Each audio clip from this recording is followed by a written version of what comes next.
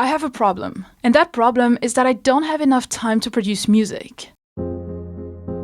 From January 2021 to January 2023, I was learning how to produce music and growing my fanbase online while still working a 9-to-5 job. Between my working hours, daily chores, responsibilities, family obligations, and creating videos for social media, it didn't leave me much time or energy for my music passion. As a result, I felt stuck in a hamster wheel running after never-ending higher priority tasks that were starting to overtake my life. It quickly became clear to me that my life was completely out of balance.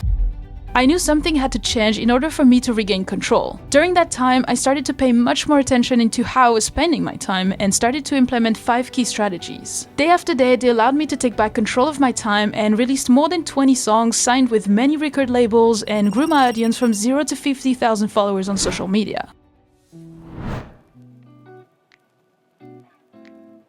So as you probably know, I have a lot of self-discipline, motivation, dedication, and I read a lot of books about self-development. These helped me massively to get to where I was, and I thought I was doing pretty good. But after analyzing more successful and more productive people, I realized that I still had a long way to go. I had to be brutally honest with myself and realize that I wasn't focused enough. More precisely, that all my actions didn't reflect with my goals. At the time, being completely absorbed by the world of social media growth to grow my fan base, I completely neglected my time for music. For you, it might be something else, another hobby, another distraction, but I knew that if I wanted to grow my audience, I needed good music. And for me to have good music, I needed much more practice time and to output much more songs. So one thing I started doing was to plan my music session time before anything else, except my obligations, obviously. But every Sunday night, I take about 30 minutes to think about the next week and where I want my music to go. Then I block time in my calendar and I stick to it. But as I was saying, I was brutally honest with myself and started to say no to other distractions to prioritize my music time. For example, I reduced my time watching Netflix because those episodes can really sneak up on you, and the next time you check your clock, 2 hours have passed. Imagine how much progress you could have made in 2 hours of studio time. Now, before moving on to the next point, I want to mention that today's topic is taken from the time management and productivity module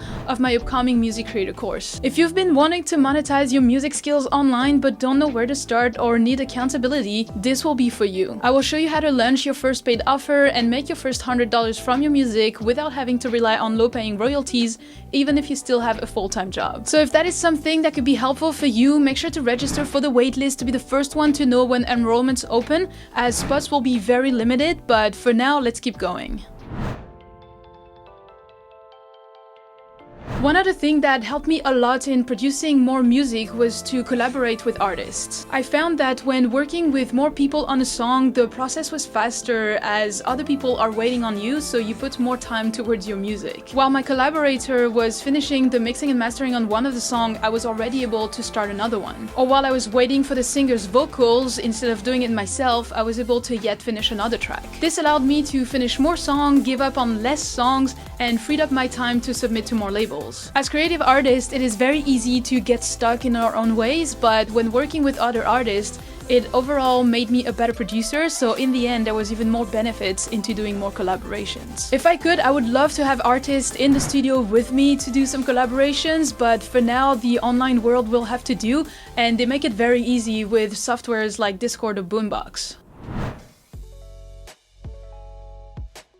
So the third strategy to produce more music consistently was for me to master the art of focus. When having a full-time job or school, we have a very limited amount of studio time. So I had to make it count, and in order for me to make sure that my little studio time was as useful as possible, I mainly had to kill off most of the distractions. I read a lot of books, watched many videos, tried many different hacks, but those are the ones that work the best for me. Every time I start a studio session, I leave my phone outside of the studio. It removes the temptation of me to make a story about the whip that I'm doing, which then turns into a 15-minute scrolling. And I also use a website blocker on my computer to block Instagram and emails. I have this bad habit of checking my emails every 5 minutes. Don't ask me why, but this way I cannot access it, it's completely blocked. Another trick that I discovered recently and that I love using now is to use a visible timer. You will physically see how much time you have left, and this will push you to get to work and to be serious. I also close everything on my computer except the DAW, Spotify for reference tracks, and Splice for samples. Most of the time I also have a to-do list ready for me of action steps to take on my song. This way it removes any guessing time and I don't lose 30 minutes deciding what I'm gonna work on today. The worst you can do is to sit down at your desk, open your DAW, and losing 10 minutes wondering what to do next or what to work on. And then the last thing I do in order to maximize my studio session is to plan them during my most focused time. I'm a morning person, so for me it would be between 8 and 10 a.m.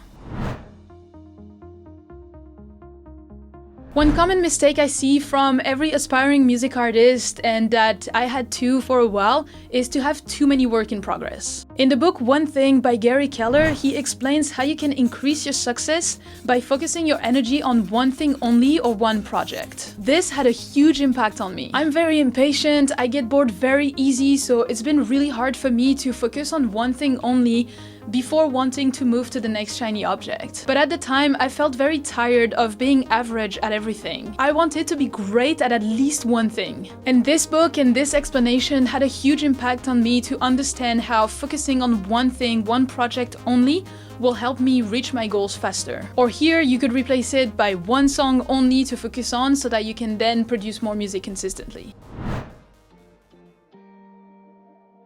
Now, in order for me to do that, visualizing my projects was a game changer. When you start being so focused into your passion, it's very easy to lose track of all your projects. We are creatives, we get lots of ideas. But when using a song tracker, the advantage was that I was visually able to see how many projects I started and how many projects was unfinished. If you look at mine, you can see that 2 of my songs are signed to a label and are waiting to be released. Great. Then 1 is ready, just waiting to be signed, and 2 are waiting for vocals, meaning the music part is done. Great again. Then out of the 5 ideas I started, I chose one that I'm currently focused on by working on the arrangement and nothing else. Until this song Dilemma is in the demo ready section, I won't work on the others or start any new idea. And this was a key step for me to be able to output music consistently while still working a full-time job. By the way, this is my song tracker that I personally use, so if you don't want to start from scratch and you want to use that one, you can download it on my online store. There will be a link in the description for it. That being said, if you want to know the exact process, workflow that I use to be able to do 1 song per week while still having a full-time job,